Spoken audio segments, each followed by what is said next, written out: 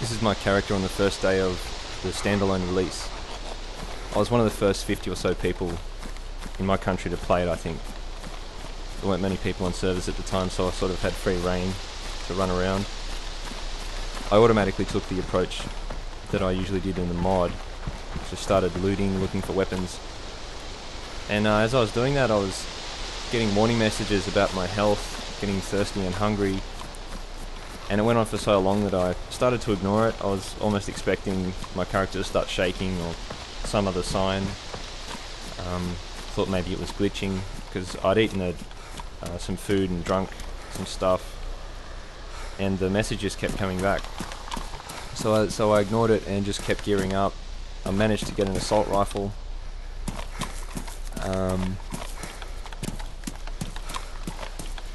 And then I made my way to Zelenogorsk. Now this is the first time that I fired the gun.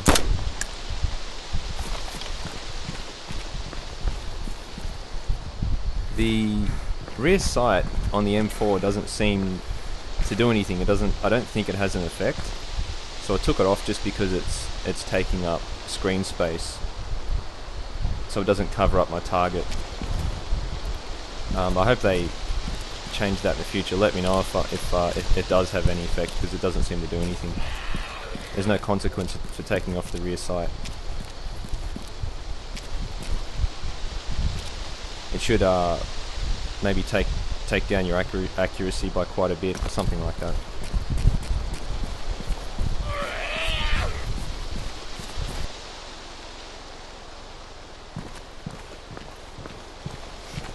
In my opinion, the key difference so far between the standalone game and the mod is that it puts the focus on your character's health rather than finding weapons immediately. So instead of in the mod you run around and try to get a weapon as quickly as possible so that you can protect yourself or be a bandit or whatever, and then you start worrying about food. Maybe while you're looking for a gun, you're going to easily pick up a drink and a can of beans or something along the way. In the standalone, the first thing you have to do is rehydrate and eat lots of food. So completely, almost eat until it says your belly's full, and drink as much water as possible, and then you're okay for a while. But it's kind of tricky to do that. It takes time. You have to invest a little bit of time to do that.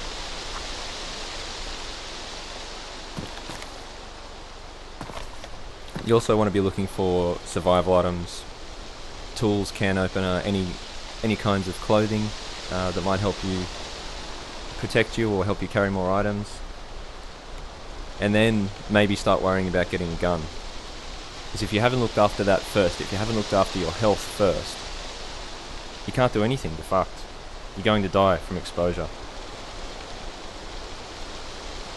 And it's quite funny. You can be running around the map and people are taking the approach that they've spent. A lot of people have spent hundreds or even thousands of hours playing the mod, and so they immediately take that approach in this game. And you'll be running around some random place in the map and you'll find a dead body which is fully geared, and there's no reason, nothing's been stolen, no apparent reason why they've been killed, and they just haven't been drinking and eating. And it's happening a lot. It's really funny. And of course, while I was playing with the inventory, trying to figure it out, drop things I don't need, organize myself, the same thing happened to me. I had ignored those messages and just died, or fell unconscious.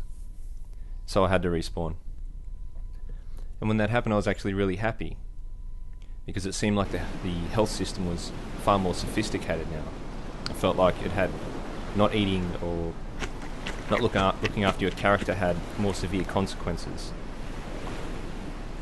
It's not this binary thing anymore. It's not this sort of on-off switch where you're alive and then dead because you don't have enough of two different numbers, food and drink, or blood as well, sort of a sliding scale.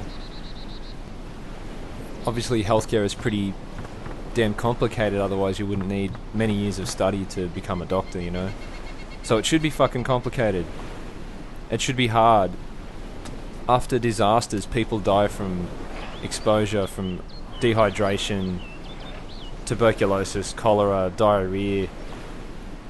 infections, all sorts of things. Anything can happen. If you expected something else from this game, which is at its core, it's supposed to be it aspires to be a survival simulator. If you expected something else, then I think you're playing the wrong game. I'm not interested in people's arguments about, I have a different style of play or whatever. I don't care. I don't want to hear it. I'm sorry.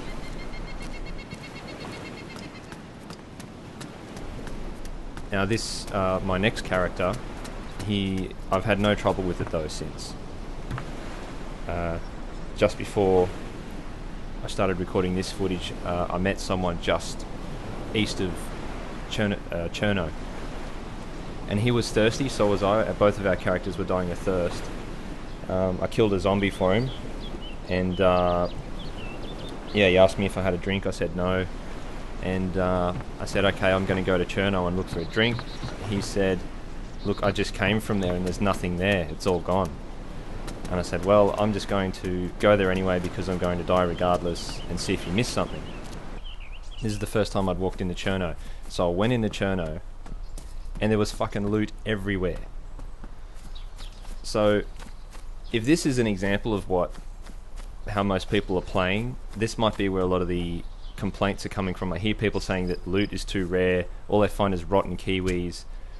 I think they're just not being thorough enough, and thinking outside just straight lines. So you need to search things really carefully. Drink and eat as much as possible, and not just run through cities. You have to do everything slower. You have to slow right down. Check under every bed.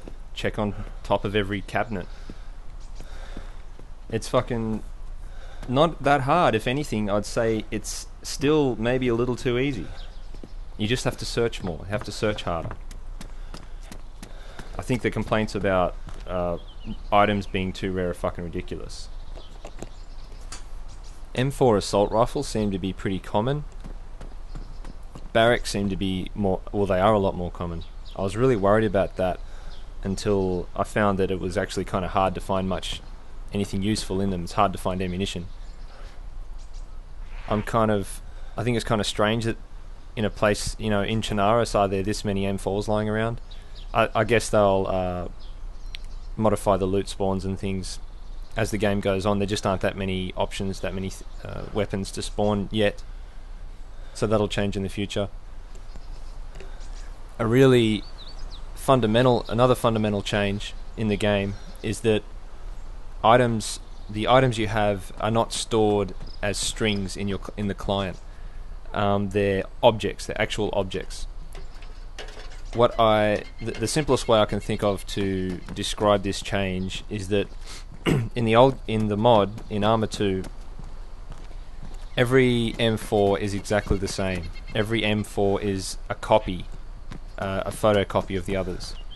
In DayZ Standalone, each gun is different. Each gun has its own attributes. It has its own buttstock with a specific amount of damage. That buttstock can probably have its own attributes. Who knows how far deep they'll take it down. But yeah, everything is built like that now. Even cars, you'll be able to take a door off a car and stick it on another one. You'll cobble parts together to make a full car. Everything's like that now, and that's a really fundamental change. That's a massive difference, and I'm pretty excited about that, to see what they come up with.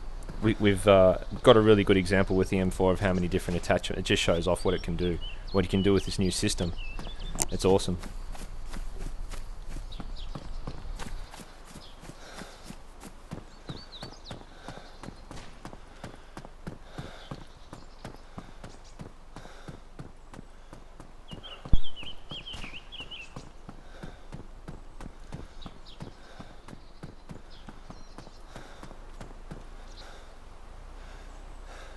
Alright, back to what my character's doing. So at this point I'd heard some gunshots, and I was climbing on roofs looking around for it, trying to spot what was going on. I'd even called out a few times to say hello and got no response, so I was a bit worried. I saw that body from the roof. I don't know if he was shot or if he died from just not drinking, but it allowed me to to gear up a bit better. I finally got an assault rifle.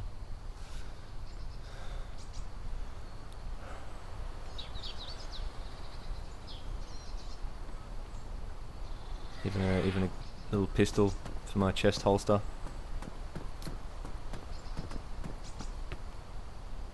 Looted him as quick as I could and ran into a building to sort myself out.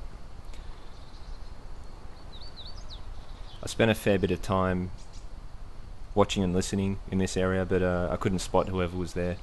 You know, all these buildings, it makes it really easy to hide. I think it actually increases the area of the map. So if you think about the old map, you've got the ground, the floor of the map, and a few buildings which are enterable. This has added hundreds and I don't know, maybe thousands of rooms, and each one has a floor, and these are all spots you can hide and run through. So the actual surface area of the map has increased massively. So it makes the maps feel so much larger when you go into the city. There are so many places anyone could be, so many places you could hide. It's really changed the game. I was actually expecting to get killed on my first run through Cherno. I just wanted to explore it. This was my first character after the database wipe. But yeah, he survived it, didn't get killed. He's still alive today, a few days later. Though he's sick, he's been attacked by an axe murderer. Managed to survive. Had a few other problems, but he's still kicking. A little tip with melee weapons: don't hold them vertically. Hold them sort of at that waist position. You'll get a much more accurate swing in front of you. When you hold it vertically, I think I've read somewhere that actually blocks other people's melee attacks, which is interesting. I haven't confirmed that, but that'd be pretty cool. I've heard people complaining about the melee system, but I actually think it's really good. Don't think of it, it's not the same system. The old one, it was a gun, basically, with a really short range. So you just pointed exactly where you wanted to hit and click there and hope that it would hit the target. This one, it's sort of the weapon, your melee weapon moves in an arc, the visible arc that you see. So you actually have to try and line the baseball bat or the axe or whatever up with your target so that it hits it. So try to hit zombies in the side of the head and shit with your baseball bat rather than just smash them in the body. It could be improved, but it's certainly going to be improved. I'm just saying that I think it's already quite good. As for the bugs and glitches and things, I'm not even going to address those here because half of them by next week might even be fixed. I think there's a big misunderstanding about what alpha actually means. An alpha version in software development is glitchy, crashes, it's incomplete, it's meant to be it's a fucked up mess. It's just there for testing. So it's got to the stage where you can give it to people, get them to test it, and they can tell you what the problems are. I think it's a bit silly to buy this game when there are warning messages plastered all over the place when you're buying it, and before you play it every time there are warning messages that it's an alpha. Why would you ask for your money back after reading all that shit? It just means you don't know what you didn't know what you were getting into, and you don't know what alpha means, and you're not reading the messages. Beta is when most of the features are there and it's working relatively well, but it's still not complete. So we're not even at beta yet. There are many more features to implement. Still looking for who's shooting guns in the video. So after playing a few hours of this, I went back to the mod and played it, and it's amazing how much faster your character runs in Arma 2. It's like you're on roller skates. I much prefer the character movement in the standalone. It feels more realistic. I feel grounded, and overall the health system, the movement, it just makes me feel like, you know, this fleshy meat sack that could get stabbed and bleed out and die from illness at any moment. You should really feel vulnerable, and that's how I feel. It's one of the things I was talking about that made, you know, I said passing out from dehydration and having to respawn made me happy. That's what I mean. That's the kind of experience I want. And I want to see that develop further. I don't want to see this watered down. I'm pretty confident now Rocket's keeping to his vision. And I just hope it continues. Keep it solid, man.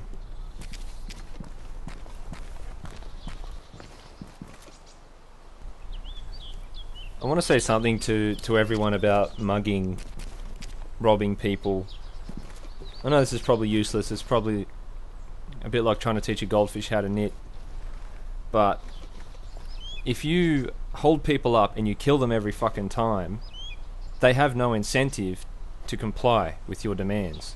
If you run up to someone and say, put your hands up, drop your axe, and you tie them up and poison them and kill them every time, they're not going to do it anymore. What happened to me in the mod was I got mugged a couple of times and I was consistently killed. From then on, I just did everything I could to fight and kill them. No matter how, even if it was certain that I was going to die, I was going to die anyway, so I just had to do it. I tried to do as much damage as possible. So if you like mugging people, if you like having that control over them, this is a really interesting part of the game. Most of the time, or at least 50% of the time, you got to let them go. You got to let them survive at the end. Otherwise, it's just going back to this really simple kill on sight thing, which isn't as exciting, isn't as interesting. I'm not against PvP or killing or banditing or anything. I'm just saying, let's not ruin this. But it's probably going to be ruined anyway. I love the number of items that aren't weapons, and it seems like there's only going to be more in the future. You know, the number of tools that, the number of items that can all be combined, modified in some way. It gives players massive creative potential. The potential for emergent gameplay that no one could have predicted, not even Dean or any designers. I know Dean was influenced by Space Station 13, which is a pretty interesting game. So I'm really looking forward to how that develops and what happens there. At the moment, I'm just focused on keeping my character alive as long as possible. Probably gonna try to get into some trouble soon. If I can make sure my character isn't sick, he doesn't die from some sort of illness. He bled out a lot after getting axed. And I'll be putting up some footage of that with Savman pretty soon. By the way, Savman's a little slightly disappointed in the mod, but he's got different... he sees things differently. He's really into choppers. He wants to fucking fly choppers straight away.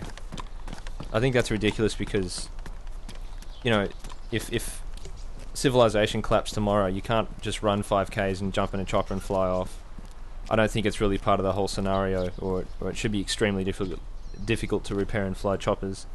But, you know, from his perspective, he's really into that stuff. He's getting his pilot's license and all that sort of thing. Yeah, I'm just loving this alpha at the moment. Really happy with how it's going. It's definitely an alpha stage, and you have to accept that if you're going to play it. It's a bit messy. Zombies walking through walls and shit like that. Not many weapons and things yet. But there are updates being released almost every day. I can't believe how often they're patching this. They're doing an awesome job, and I think a lot of people have had to eat their hats over this. People saying that it wasn't going to be a success because the hype has died, or that it's a fucking scam. so ridiculous. That it's taken too long. You know, people don't understand how long it takes to develop games.